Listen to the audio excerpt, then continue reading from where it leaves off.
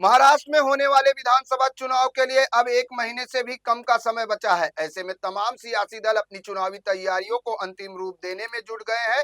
वहीं विपक्षी गठबंधन महाविकास आघाड़ी ने लंबी बैठकों के बाद और विवाद को बयानबाजी के बीच आखिरकार सीट बंटवारे का मुद्दा सुलझा लिया है। बीती रात महाविकास आघाड़ी के नेताओं ने प्रेस कॉन्फ्रेंस कर सीट शेयरिंग का फॉर्मूला साझा किया।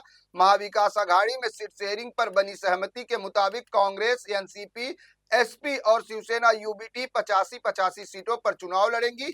हालांकि कुछ सीटों पर बंटवारे पर विचार विमर्श अभी जारी है। प्रेस कॉन्फ्रेंस को संबोधित करते हुए शिवसेना यूबीटी के सांसद संजय राउत ने कहा कि 20 नवंबर को होने वाले विधानसभा चुनाव के लिए कुल 288 सीटों में से 270 पर सहमति बन गई है। राउत ने कहा कि हम Samajwadi party, PWP, CPIM, CPI और आम आदमी पार्टी को भी गठबंधन में शामिल करेंगे। दरअसल इंडिया गठबंधन के मित्र दलों के लिए 18 सीटें महाविकास आघाड़ी की तरफ से छोड़ दी गई हैं। संजय राउत ने कहा कि अनुकूल वातावरण में बातचीत हुई, जिसके बाद 255 सीटों पर आम सहमति बनी है और इन सीटों पर तीनों दल चुनाव लड़ेंगे। उन्होंने कहा कि महायुति सरकार को हराने के लिए एमबीए एकजुट है।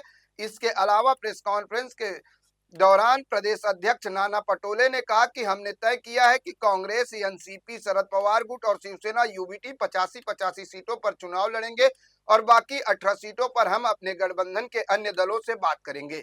महाराष्ट्र विधानसभा की वर्तमान तस्वीरों की बात करें तो बीजेपी के 103, शिवसेना शिंदे के 40, एनसीपी अजीत पवार के 40 और बहुजन विकास आघाड़ी के 3 विधायक हैं। वहीं महाविकास आघाड़ी की बात करें तो कांग्रेस के 43, शिवसेना यूबीटी के 15 और एनसीपी शरद पवार गुट के 13 विधायक हैं।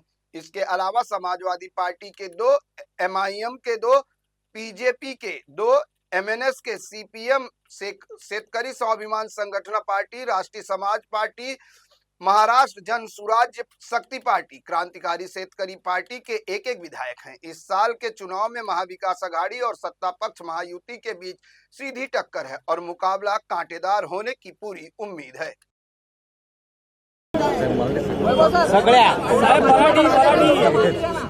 आपल्या सगळ्यांना नमस्कार, जय महाराष्ट्र।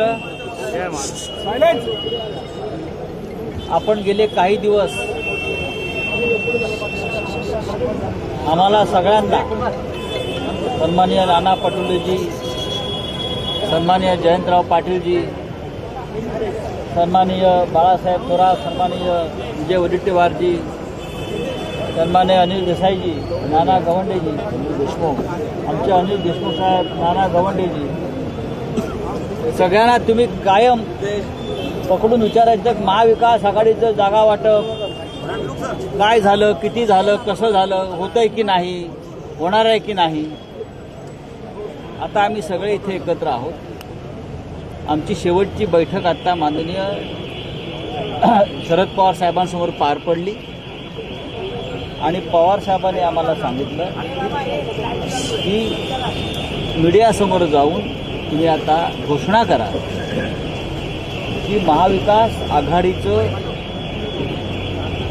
जागा वाटप, महाविकास आघाडी आहे त्याच्यामध्ये काही कुठे दरार नाही आहे। महाविकास आघाडीचं जागा वाटप हे अत्यंत सुरळीत पार पडलेलं आहे। आमच्या तीनही पक्ष काँग्रेस, शिवसेना उद्धव बाळासाहेब ठाकरे, राष्ट्रवादी काँग्रेस माननीय शरद पवार साहेब आणि याशिवाय आमचं जे अलायन्स आहे इतर पक्षाबरोबर, मग समाजवादी पार्टी असेल, शेतकरी कामगार पक्ष असेल, भारतीय कम्युनिस्ट पार्टी, कम्युनिस्ट, सीपीआयएम, आप, या सगळ्यांना सामावून घेणारं अशा प्रकारचं जागा वाटप आमचं पूर्ण झालेलं आहे। या क्षणी आम्ही इतकं सांगू की तिन्ही पक्ष हे साधारण 85